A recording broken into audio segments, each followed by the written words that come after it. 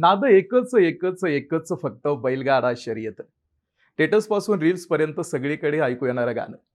आता बैल म्हणजे आपल्या शेतकरी राजाच्या शेतात राबणारा शेतकऱ्याचा अगदी जवळचा मित्र.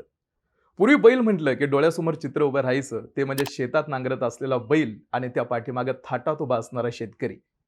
मात्र आता बैल म्हटलं की असलं काय बी तुमच्या डोळ्यासमोर येणार नाही. डोळ्यासमोर उभी राहणार ती फक्त बैलगाडा शर्यत.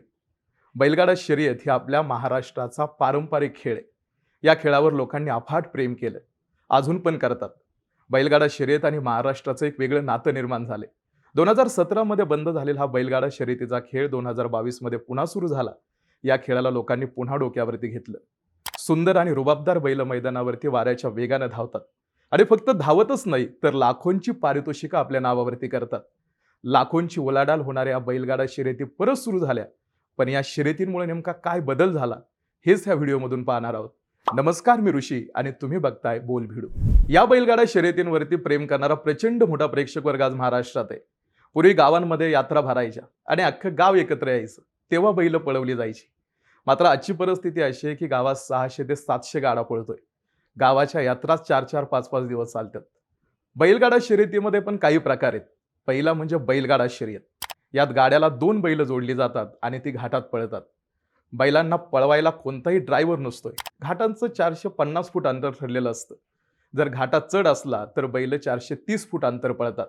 नागमोडी वळणाचा घाट हे या स्पर्धेचं मुख्य आकर्षण असतं. जे बैल शर्यती जिंकतात त्यांना घाटाचा राजा म्हटलं जातं.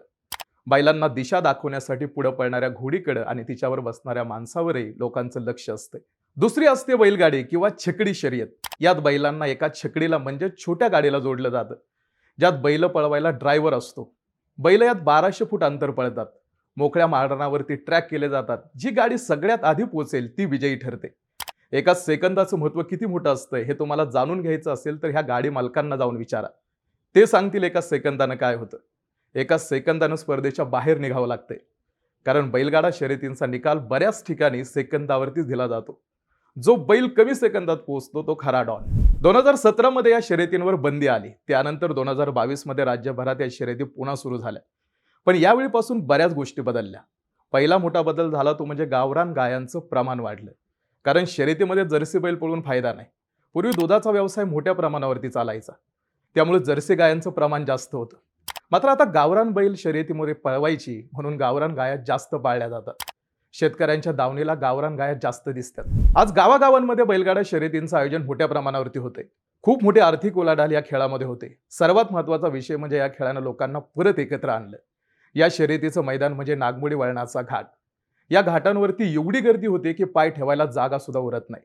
या शर्यती सुरू झाल्या आणि एक गोष्ट झाली ती म्हणजे सर्वसामान्य लोकांना रोजगाराची संधी उपलब्ध झाली. महाराष्ट्रामध्ये बैलगाडा शर्यत हा एक फक्त खेळ नाही तर एक संस्कृती आहे. पण या खेळामुळेच ग्रामीण भागातल्या लोकांना पैसे कमवण्याची साधनं उपलब्ध झाली. हॉटेल व्यावसायिकांना मोठ्या प्रमाणावरती या शर्यतींचा फायदा झाला.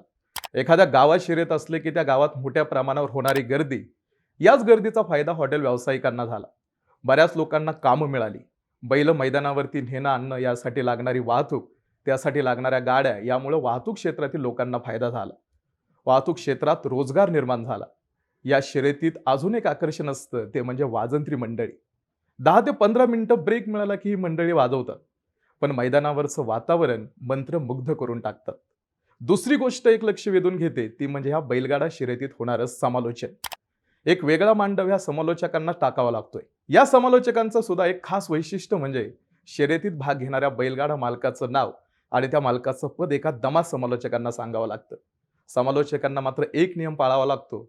जोपर्यंत बैलगाड्याला झोपला जात नाही तोपर्यंत समालोचकांना शांत बसावं लागतं. समालोचक, वाजंत्री, हॉटेल व्यावसायिक, वाहतूक क्षेत्रातली लोक, मांडववाले, साऊंड सिस्टीम या खेळामुळे अशा अनेक क्षेत्रातल्या लोकांना रोजगार उपलब्ध करून दिला. या बैलगाडा शर्यतीचं लाईव्ह प्रक्षेपण सुद्धा केलं जातं. त्यालाही लाखात व्ह्यूज येतात. या शर्यतींमुळे काही भागातल्या लोकांना फायदा झाला, पण काही स्पर्धांना याचा फटका पण बसला. ज्यावेळेस बैलगाडा शर्यत बंद होती त्यावेळेस बाकी स्पर्धा आयोजित होण्याचं प्रमाण जास्त होतं. कबड्डी, क्रिकेट सामने या स्पर्धांची संख्या जास्त होती. मात्र बैलगाडा शर्यतीमुळे या स्पर्धांचं प्रमाण कमी झालं. क्रिकेट आणि कबड्डी स्पर्धांमध्ये चमकलेल्या अनेक खेळाडूंना राज्यस्तरावरती किंवा आणखी मोठ्या लेवलवरती खेळायची संधी मिळते. पण सध्या मात्र या स्पर्धांकडे आयोजकांचा आणि प्रेक्षकांचा ओढा कमी झाला.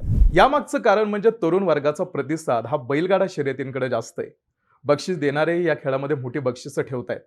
टेनिस क्रिकेटच्या एका अख्ख्या टुर्नामेंटमध्ये मिळून असणारं बक्षीस एका शर्यतीलाच दिलं जाते.